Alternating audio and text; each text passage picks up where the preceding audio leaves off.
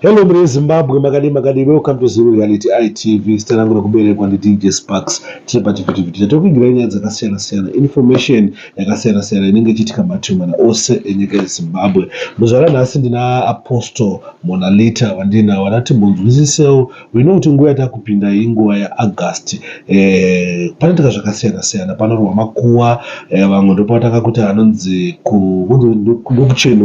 kuchenura kurova makuwa wanataka kusama tombstone kada kunzwawo kuti ivo vanobhilivhawo kuti chii uye zvepunzire kuchechi zvinofambiswa sei. Saka tichakurukotedza muchirongwa then totanga kutaura. Makadi zvenyapostor tiri pano isitirina namoto vose upenyu long time mune Zimbabwe ndana Apostle mubvunzo yese amene muchindipa muchindi Sparks toda kuziva zvakati imwe yacho ndinayo panapa sanitanya muchibvunza kana patine paino vamwe pane makwesheni anongondisendera panamba dzangu then tinozoita pa next program. Apostle tikuziva tinguva takusvika izvizvi takusvika muna August. Muna August munoitwa zvakasiyana ine way yechiwano. Vamwe vanoita matombstone, vamwe vanorova makuwa Amerika mchinzoseti kurova makuwa kuita sei ndokuchenura. Vamwe vanoti kuchenura vanoti sapo vanoti takuchenura munhu. Saka kunzwa kuti kunzira yechitendero zvinofambawo sei, zviri right kurova makuwa kana kuti hazvisi? Kurova makuwa kana kuisa matombstone chinhu chakanaka handitika. Ndingati zvinongorevera kuti hamusi kurasa vabereki venyu handitya vakakuberekai kuvaita sekunge zvinhu zvisina basa handiti. Kuvafananidza like tomboti kana kuti ukafirwa nembwa yako yaunodisisa unogona kutoiviga handiti zvakanaka handizvo. Asi hapasi panhu pokuti ungazoramba uchidzokera handiti nekuti imbwa handiti right. Saka kumunhu wekuti munhu handiti ihama yenyu vabereki kana kuti madzisekuru enyu handiti kana kuti mukoma wako kana munin'ina handiti chinhu chekurova makuva chakanaka uyezve nekuisa matombstone handiti kuratidza kurova makuva kuratidza respect handitika kumufi uyezve zvakare kuti mweya wake nekuti munhu paanofa paya handiti achizonoputika azonodi ane time yekuti mweya wake handiti unenge usati wanyatsokugadzikana.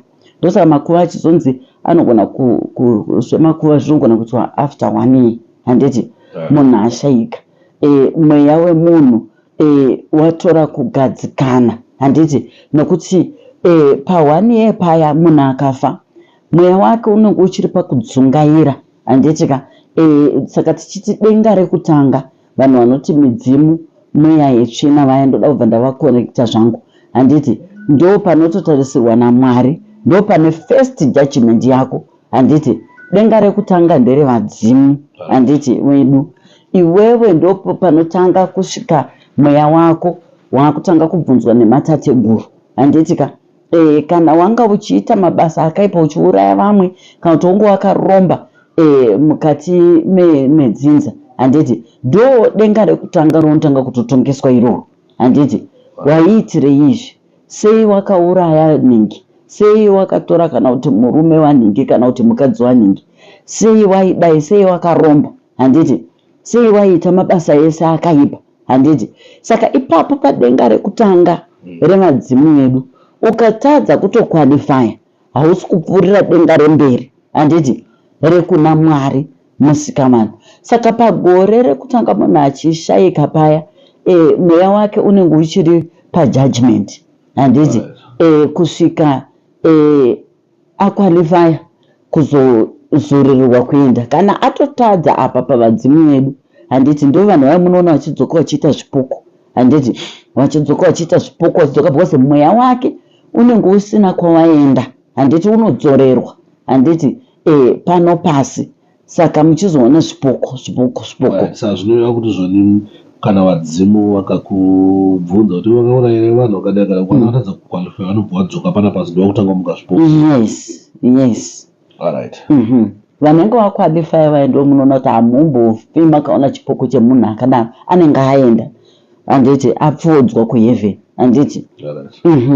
Right. So ndoda kuti nyaya yekurova makuva yakanaka asi inongoda chete kuti moza DJ Sparks kuti varovi vanongowanikwa kwese handiti panofa munhu pane vamwe vanonoshereketa pamakuva paya handiti kuti pachadzokwa kana kuti paunotonzwa nyaya dzekunzi paakurongwa kuda kurova makuva vanotoenda vachinesa mhiko dzavo handiti ipapo dzekuda kukumadza kana vachauya vachiita handiti izvozvo kana vanenge wakamaka kuti da kuti ningi pavari kuuya vachidai handiti toda kuti aparare handiti muri kuona saka panhu ipapo zvinongofanira no hapana kusina varoyi kumachechi kune varoyi vanhu vari kuroyana mumachechi handiti ndo zvinofananawo neizvozvo mumafeminist vanhu vanoita sei vanoroyana saka chinenge chakanaka ndechekuti pamunee maakuronga handiti zvokuti maakuda kurova makuva kana kuisa matombstone enyu fambai handiti fambai munzwe kuvanhu vemweya handiti kwakasiyana siyana kuti munzwe kuti chinhu chamuri kunzwa ndicho here chimwe chete handiti chekuti kana kuti pakagadzirwa kana kuti aiwa pakachena fambirai mberi muchiita muchiita ine basi kuti pakurova makuva kuri right but kuti kazorovera guva manje munhu wekuti ari kumuka zvipoko katozoziva sei kuti munhu atokurovera guva boza from my understanding ndezvekuti kana pacharova guva tokutora mweya wemunhu yayo chiudzosa mumusha kuti udzichengete musha utasisa abe kana zvakasiyana maybe ndikwatinobva but last time I checked kunoenda kwasapa vaiti vakutora mweya wayo vanotozoenda kuguva kwakuya mwana wadzoka achitatora mudzimu yayo tauisa pamba saka kana munhu uyu ari munhu wekuti haanga munhu aisafamba zvakanaka ane zvaaita aiuraya vamwe aipunda vamwe zvokutoti even wadzimu vakutomuti munhu yakasvibawo handiti but imi mochimutora momuudza mumusha hazvingavi zvinozoafekte here futi kunaka kwazvo izvozvo kazhinjika tinowanzokurudzira kuti kana munhu manga muchitozwa kuti munhu uyu kubata kwake handiti kwanga kwakaipa tinokurudzira kuti paya instead yekuti vanhu vati vakudzosa mweya wake mumusha tinoti ngapangoitwe nyaradzo zvongopera zvakadaro handiti asi matombstone anoiswa handiti tombstone zvaro harina mhosva handiti vanhu vanoita sei vanoisa asi pakuti munodzose mweya wemunhu handiti wamanga muchiziva kuti mabasa ake anga asina kururama handiti zvinokonzeresa futi handi muri kuona sorry apostle tobuda tisikuziya asi munhu anga asina kururama vanenge kuti chishona chedu chinoti zvavaiguwa tobva tanoutora mweya wayo hatisiziva kuti ane zvaaita pamwe ane zvaaita wasatizivi tiri vana especially kana uchingori mwana kashoma kuti uzive kuti mubereki wako anoroya mubereki wako ane zvaakabata zvisina kururama but imimi sevana semutemo munongoti no takuchenura mai vedu takuchenura baba vedu hazvingava here muchizvo zvitangira futi dzimwe nyaya ndokusaziya right ndosaka ndataura pekutanga kuti chakakosha kana maakuda kuita zvinhu izvi tangai mafamba handiti tangai mafamba ende kune vanonyatsofamba nematare handiti emweya vanokwanisa kuti kutorere kuti no handiti regerai handiti zvamuri kuda kuita chingoitai iri nyaradzo paitwe munamato padii handiti pangoitwe sort of cleansing kuitira kuti mweya wemunhu yeye zvaakafa achiita handiti mabasa akaipa handiti zviregere kudzoka mukati mevapenyu handiti muri kuona ndo zvakakoshera kutanga mafamba musati mamhanya chete ngunoti taakunorova makuva. Yes. I think ndapanzwisisa. Right. Imimi saapostle. Muri kuti kurova makuva kuipa. But panorova makuva panomwiwa wawa panoitwa sei. Zvizaitwa izvozvo kuti kuzomwa wawa kana kuchirova makuva imimi zvamunobhelievha pasifanenge paine wawa. Pane pakamira sei. Right. Dora harina kuipa asi chakaipa munhu ari kurinwa handiti uri kurinwa zvemhando ipi uri kurinwa une ma-intentions api handiti nekuti doro reakazhinji rimwe rinenge richiiswa pasi handiti vanhu vazoita zvirango zvavo zvekuti vanonwawo handiti zvingori normal handiti inga muBhayibheri makanzi inwai asi musararadze. Handiti muBhayibheri inwai asi musaite se musararadze. MuBhayibheri tikatarisa makanga muri memawaini chete mamusina madrinks. Handiti maitwa mawaini but vanhu vaya vainwa handitika zviri normal handiti zvekungonwa zvinofanira kuti waini unoda vanhu vanoda kuzviita vamwe vanoda kuzviitawo maholiday than though akaona munhu achinwa waini anogona kutoti ndakaona achinwa waini iye ari man of God kana kuti ari woman of God handiti haina kana nebasa reseya. Inini red wine ndakatomboipiwa as a treatment nadoctor handiti inotokurudzirwa pahealth wise handiti kuti munhu wana kana ka half glass kewine handiti twice a week or 3 times a week handiti saka hazvina kana nebasa zvekuti pari kurwa makuva pachidini kuti doro racho rinotodikwa kuisa pasi kuitira vadzimu handiti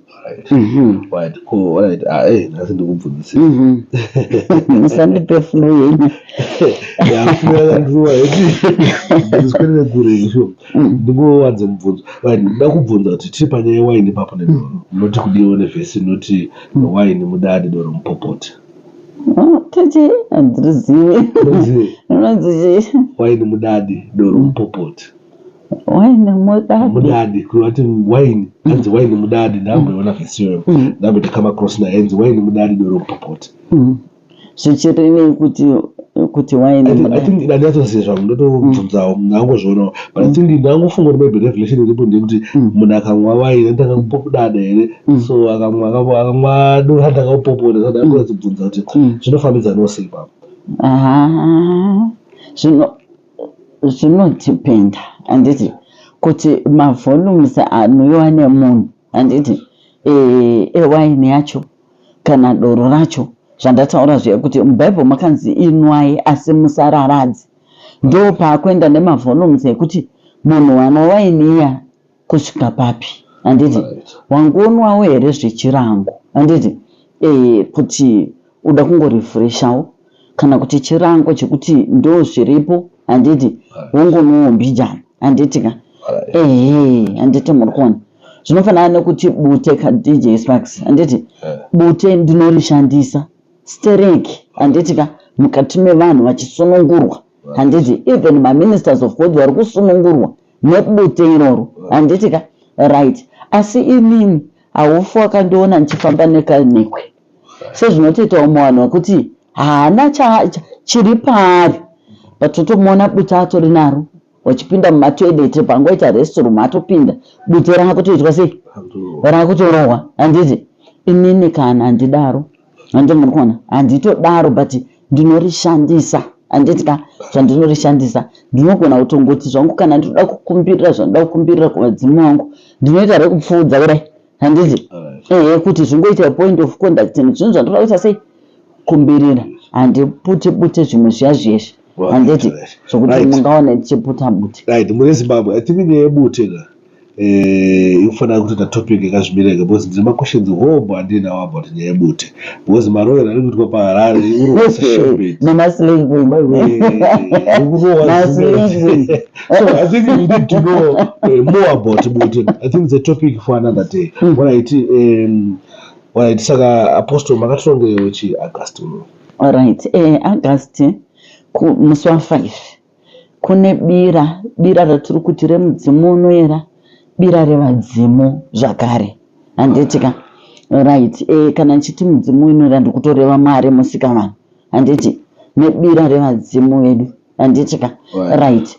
Bira iri takarigadzira taona kuti vanhu vakawanda DJ Sparks vari kuchema handiti kusanganisira nemaministers of God acho handiti vari kuchema kuti apostle tanga takarasika handiti tichingotambura zvinhu zvisingafambi takatozoona kutoti unopedzisira watozotoromba handiti zvinhu zvisi kufamba asi nenyaya yekuti takanga tichingonzi midzimu mweya itsvina tukai saka takuda kudzoka handiti pakuti tigadzirise zvinhu zvedu negwara toona kunamata zvakadi zvakanaka handiti saka ibira ratiri kuti isusu munhu ngaauye asunungurwe acheme kumidzimu yake handiti achemezve zvakare kuna Mwari wake. Hatisi kuriitira pamba, riri kuitirwa kusango, kokuti vanhu vakapedza kukumbirira mugomo imomo handiti pamountain top vanhu vachanamata handiti zvakare vanhu vachasunungurwa pazvipo zvavo handiti vanhu vakawanda ndikuona vari kuchema inini ndakasinzi ndine uvhimi ushavi, vamwe vakati inini ndakanzi ndine manjuzu but handisi kumboziva nditori neconfusion, vamwe vakati inini ndakanzi ndine machembere pese pandinoenda unongonzi une machembere ari pauri but handisi kuziva kuti ndozvifambisa sei handiti vamwe vakangoti ndine mudzimu unongonzi mudzimu wamusha but nenyaya yechechi handisi zviri kutondikanganisa handiti pakunamata. Saka pane umwe minister of God akanditi ane ministry yake but ari kuti kana pamberi pevanhu handiti papulpit ari kuti kana akuparidza achiparidza paanongotanga kutaura nematongues handiti anotonzwa kuti panapa otosvikirwa obva azongopinda kuofisi kwake handiti otokumbira handiti kudzimu wake kuti aiwa pamberi pevanhu here. You see things like that. Saka ndakamutaura ndikati zvinhu zvokuti hamuna kuzvigadzirisa handiti ende hamuna kukumbira kuvadzimu wenyu kuti nditungamirirei ndiri mukati mechinamato handiti imi makangoti makunamata mukati mechino vanokunyadzisai handiti pamberi ipapo kuti vanogona kutosvika obva kuti tisu tiri kuita kuti aporofiti, tisu tiri kuita kuti aponese vanhu handiti. Saka imi mapapa mune musoudza macongregates kuti mechina zvemudzimu vakati hazvisvo mutauro chokwadi apostle handiti right kune vanhu vakawanda vakatotanga kubhuka vari kubva kunze kwenyika handiti vari kuda kuuya kuzogadzirisa nyaya dzavo idzodzi handiti dzemudzimu. Bvunzawo munhu waMwari dakumbotiri pabira ipapo sabira iri ndere midzimu yese ana manjuzu anaapo sachi chinenge chinatsoitika pabira atinyatsonzwisisa kuti maitikire anoita pabira ndine makwashens akawanda ndiregere dambotanga ndambonzwisisa kuti pabira chii chinenge chichiitika patanga paine hwawa here ndokwesha number 1. Yes, hwawa unenge uripo bira change chiitirwa kupi so I need to understand more about bira then tozonzwa kuti bira yacho inenge ichifamba sei ndiwo akaita sei but amonza kuti bira riri kuitirwa kupi ndakonzwa kuti kugomo igomo ripi aiwa titauri nzvimbo DJ Sparks kune masatanist vanoenda unotiteera nyoka panzvimbo idzodzo chichi but nzvimbo yangu yanogara ndichienda nevanhu handiti tichienda kuprayer mountain tichienda kumadziva nevanhu ndose munzvimbo handiti yatiri kuenda tichinoitira bira nokuti mweya wakati tisaitire pamba bira iri handiti nokuti ibira rekusunungura vanhu panenge pachitorohwa basa sebasa handiti kusunungurwa kwevanhu handiti zvakasimba. Saka mafambiro ari kuita nderekuti vanhu vanenge vachitopinda mumatare handiti hazvisi zvongoti munhu auya azvitaurireka kuti inini ndine manjuzu then isusu tobvuma ko kana ari manjuzu mupeperekwa handiti saka vanhu vanga vachitopinda mudare tichiona kuti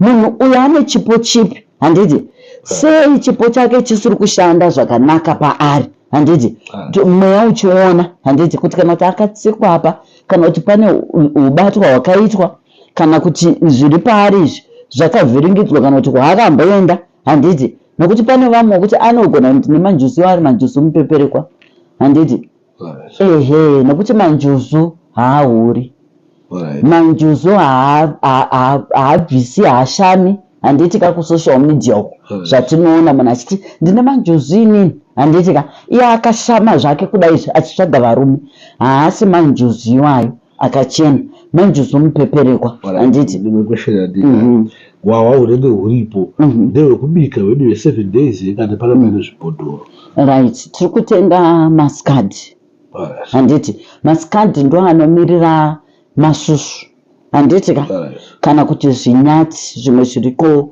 futi mazuva ano zvinomirira masusu hatidi masupa handiti ndo zvinochimirira masusu kuti vanhu vange vachiisa muzvimagate zvavo vachitaura nemidzimu yavo wozodira handiti pasi pemuti handiti right kwakuzongobvisawo nyota kana vachingonwa ino handiti zviri normal handiti ka then mawaini anenge aripo zvakare handiti mawaini anodirwa zvawo pasi kwakuzongonwa zvishoma handiti ende mawaini acho tinashandisa pakusanganisa neimwe minamato yedu yatinogezesa yatinogezesa vanhu handiti ko media tisikudiwawo here media kachiri kunetsa kandechekudai handiti manzwa ndichira kuti kune maministers of court akawanda ari kuuya saka handiziva hangu asi kana muchizovhara fesi dzevanhu because makauya handitika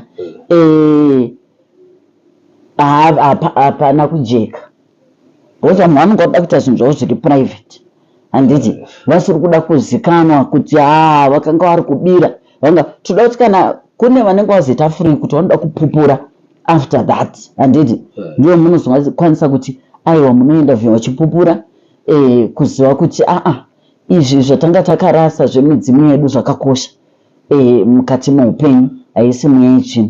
Alright. Mune Zimbabwe I think tiri kunzwa nyaya panapa kuti bira riri kuhanziswa 5 venue I think iri kuzonge ichizotaurwa according nekuti we are interested and maybe mukuzotaura pafoni handiti saka mune Zimbabwe I think panyaya dzebira apa tapanzwa ngati chizoita apostle vane dzimwe nyaya dzavada kutiudzawo tisati tavhara zvedu chirongwa chedu apostle amene kune zvimwe zvamuda kuudza mune Zimbabwe. Alright, ndiri kuti pane kombo iripo yemabasa nemamereji handiti kombo iyoyo aiwa iri kusunungura vanhu zvakanyanya handiti kumabasa kumabhizinesi kuti munhu anopedzisira akudya chikafu chaanga ari kutengesa magurosari handiti aita kunge ari kutengesa nyoka handitika right vanhu vari kusunungurwa ipapo zvakanyanya saka kombo iyoyo munhu anongofunda zvokutaurira mafambiro ezviri kuita tiri kuitumira kunze kwenyika iri kuenda zvayo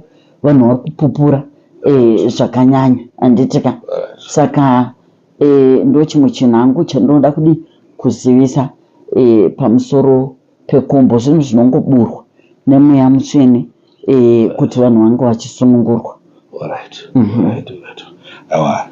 I think Zimbabwe tazopanzwisisa panyaya yekombo mune Zimbabwe hanzi pane kombo iripo kuti kana chinge une dambudziko rako unoyopewa kombo iyoyo I think it's a kombo yemunamato right asina kuti tipinde tipi mune Zimbabwe saka yemuzvionere zvikutaura naapostle nenyaya yekombo right ameno pane chimwe chatingada kuti titaure tisati tavhara apostle right pavanasikana vari kushandiswa mumafamilies zviya zvokuti munhu anozopedzisira atosvika kuma50 years handiti asina kuroorwa upenyu hwake asingaunzwisisi handiti pane chinhu chandakaona kunyanya kuti munhu anaafektwa achitori kutokura kwete kuti azokura chinhu chinotanga ari mudiki. For example mwana wandakabva kubatsira handiti ane 19 years handitika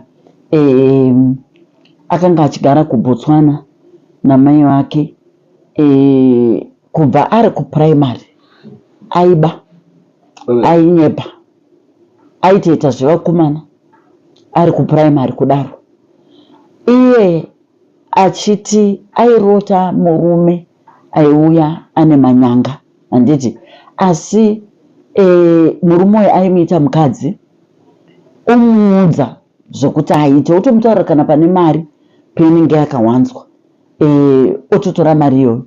Mai wacho akati wakanga wachisevha mari wosevha mari yekuti watenge stand saka mari yavo inge yaover 3000 wakazongoona pasisina hanzi akaidya mwana ne1 week akanga asina mari iyoyo handiti wakaziva sei pane mari woziva kuti pavakanga vakawanza mari iyoyo havana kufungira kuti chi pangaonekwe nemumwe munhu akabva ataura kuti ichocho chimurume ichocho chakapfeka fesi yababa vake chachine manyanga ndo chaiuya chomuudza kuti pakati tarisa pane chi pane mari tora mari iyoyo unoshandise kusvika zvechimweya ichocho chaiuya chakapfeka fesi yababa vacho chakamuudzazve zvakare kuti tora banga ubaye mai wako. Hawaite kango wabaya uchaona zvinhu zvako zvichikufambira zvakanaka. Saka iye nenyaya yekuti mwana wepakuzouya kwaakaita ku1-on-1 ndakaona kuti mwana ane chipo chaicho, and she is intelligent even kuchikoro, asi anga atoramba anga aramba chikoro paform 2 handiti nekuda kwemweya iwoyo handiti. So akakwanisa kuti azotaurire mai wake kuti mama, mweya uya chemunhu chiyachi chiri kuti nditore banga ndikubayi handiti. Saka mai wacho ndopa wakazomhanya nayewo kune vamwe madzibaba kuBotswana ikoko, ndobva anonamatirwa ndokumboita kunge nani handiti. Ndobva azobva ikoko akatiza baba wacho wakumuti auye kuno kuZimbabwe. Baba wacho is a business tycoon, munhu ari well-known, DJ Smax handiti.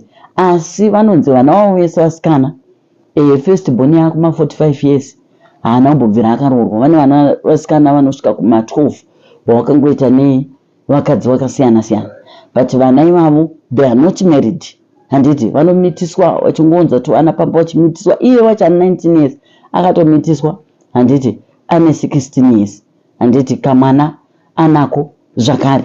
Saka zvinhu izvozvo zvinotambudza zvakanyanya kuti vanhu ngavasade kupfuma nenzira dzakadaro dzekutambudza mhuri, kushungurudza vana vachitadza kuzoitawo zvinobatika mukati muupenyu. Saka mai wavo wakangofona wakati Apostle ndoda kuti mubatsire mwana wangu, because anga atiza futi kuna baba kune chimwe chipurazi kwaanga akutogara. Wakati ndoda kuti mubatsire, ndobva ndati achimupai nhamba dzangu handitika imimi mondipa nhamba dzake. Wakati pawo ndiri kutya nemweya wacho kuti anosvika here kwamuri, ndobva ndatotaiwa ndipe zita mese nemu yake nemutupo chete, anosvika. Wakataura senisa nhasi, the following day mwana akasvika handiti, tikatomutora handiti kapa Westgate apo, because mota yakauya naye yakamupfuudza mutauni, akabva aunzwa kuWestgate mo handiti. Tobva tazomutora ipapo, ndakamubatsira akatorara haana kudzokera musi wacho, because ndaida kumubatsira zvakanyanya handiti. So wiki racho rachipedza minamato yake takabva taronga mai wacho kuti anga achidzokera kupi, kuna mai handiti. Saka kutaura kudai so akatodzokera kuBotswana kuna mai wacho. Ndakazongova tichiitai mundisenderowo kavidhiyo ketestimony kuti nyika izive, vanhu vachenjere, nekuti unogona kunotsvaga muroyi kunext door handiti. Muroyi pamwe atori mubereki wako mumba handiti, ari kukushandisa kudai iye kuti aite mbiri yekunzi akapfuma akadai, but vana vachitambudzika. Takutendai. Ndinge muri Zimbabwe ndikuratidza testimony yanga ichitaurwa na Apostle mubva maionawo. Wakadii muri Zimbabwe ndinotaura testimony yangu maererano nemwana wangu Bengoro, kuponeswa kwaakaitwa naApostle Monalita. Mwana wakakura achinetsa, mwana wakakura achizivikanwa kuti unoita musikanzwa, mwana wakakura achiba kuchikoro, wairova vanhu vakomana mahaya grades, achirova maticha chero akazama kumubata vaisamubata vakavagona. Vaiva mwana aingozivikanwa kuti mwana asinganzwi ane musikanzwa uye achiba zvisingaiti. Asi ndaimbozama kuti aende kuchikoro, pachipoka paingeenda kuchikoro pane something chaitoitika, odzoka futi kumba. Last zvakazoitika this year muna January ndamurongedzera kuti aende kuchikoro, akatoenda. January ikapera, February ikapera, takuda unobata March, ndakangonzwa foni ichipinda mwana achiti iye haachakwanisi kukontinua achigara kwaaigara. Kuzomutsvaka handina kuzomuwana, foni yanga isingachapindi. Ndakatambudzika kuchema, asi pasina rubatsiro rwandaikwanisa kuona. Ndakagara almost a month ndisingazivi kuti mwana wangu aripi, until ndaenda paFacebook ndokusanganawo neApostle Monalita, ndichionawo kubetsera kwavanoita vanhu. Ndobva ndati rega ndiende kuinbox kwavo. Ndaenda kuinbox kwavo, vakandigamuchira nemufaro. chero zvazvo ndandisina kana mari ndakavataurira maproblems angu pamwana wangu vakandinzwisisa ndikavaudza kuti handitomboziita ripi saka I don't know how you are going to help her. Ivo vakati aiwa chingondipa zita chete unodzoka. Ndakavapa zita ramemori ndakangozoona memori ako ndifonera ndakangomuudza kuti inda unotsvaka anonzi Apostle Monalita ukuko kumusha kwauri vatsvakira chakubatsira. Ndikatoona Apostle vakutofonera vati ndafonerwa namemori atoti ari aichazivi zvangu nzvimbo dzemwari but it seems aiva kure nekumba kwavo and Apostle to drive kuti vanomutora ukoko. Ndakazomuudza naApostle vachitoti ndane mwana ndakubatsira saka ndoda kungotenda nerudo rwavo rwakanaka kudai. Pandakazotaura naye haakatozobvuma kuti ndauda kutouya ukoko kwamuri mama akatouya mwana izvezvi kutaura kudai ndinaye ndakagara naye Apostle vakamubatsira vakagara naye samai indisiko akamutumira kuzosvika asvike kuno saka ndoda kungotenda vese vana maproblems akafanana neavo. Sometimes as parents togona kungokondema vana tichifunga kuti vana vane musikanzwa zvavari kuita vari kuzviitisa but sevabereki tinofanirwa kungozvitsvaka there's something zvinenge zviripo pavana vedu. Ini ndakadetserwa ndinotenda Mwari Apostle Monalita navadzimu vakandibatsira kusangana nemwana wangu. Pari zvino ari pano mungateererawo mukanzwawo side of the story. Ndatenda Mwanasikana Aishandiswa ndinoitawo memori.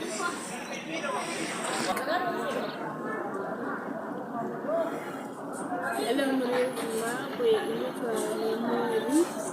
And now I'm going to be going to Zimbabwe and I came to Apostle Monalita. My business is because of the situation in the community. My name is Memory.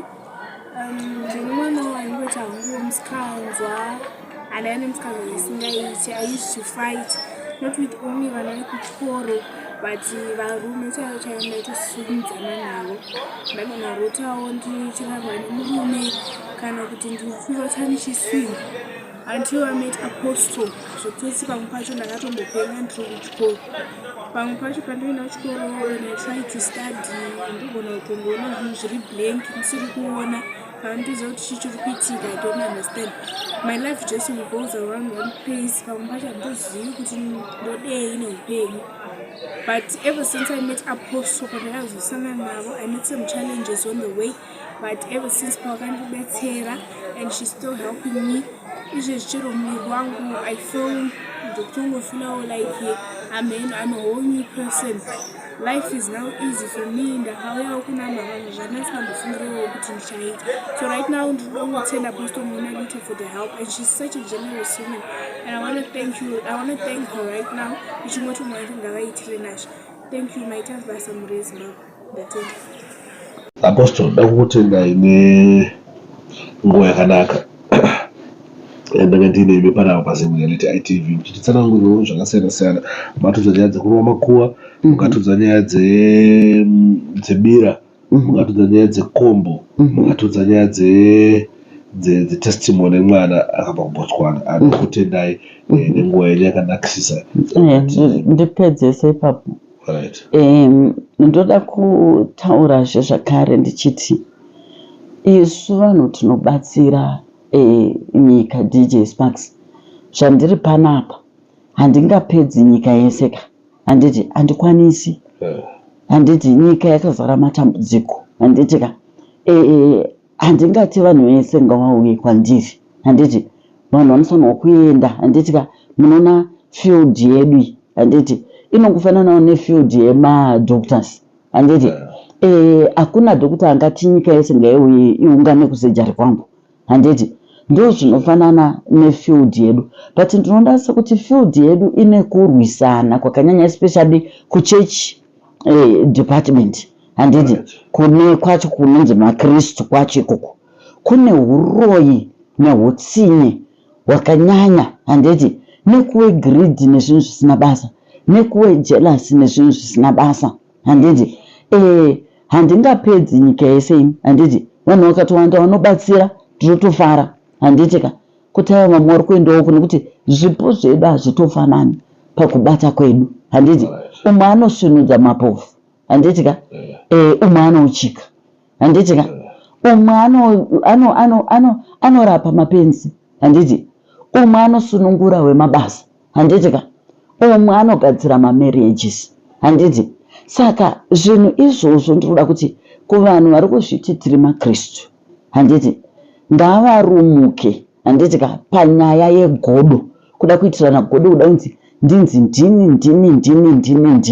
handiti inini zvinhu zvandinoita handiiti zvinhu zvefeki ndinoita zvinhu zvechokwadi ndosaka content yangu ichida kukopwa nevanhu vakawanda even kuredio even kwamuri pane zvimwe zvandinotoona kuti apa munhu ari kutotrai kundikopa but achiita zvinhu zviri feki handiti but achida kukopa testimony yangu kana kuti zvinhu zvangu zviri genuine zvandiri kutaura inini iye unozvipidigura achinoita zvinhu zvake zvefeki but kudenga kuna Mwari handiti vanenge vachiona ingori nguva chete handiti yekuti vanhu vaitawo zvinhu izvozvo neurombwa hwavo vamwe vari kuita handiti ka inguva chete yekuti vamboite handiti zvinhu izvozvo asi shamhu yaMwari iri kuuya asi kuuya kwayo kana yodzika inorwadza nekusiririsa zvakare handiti vanhu ngavarumike especially maministers of God handiti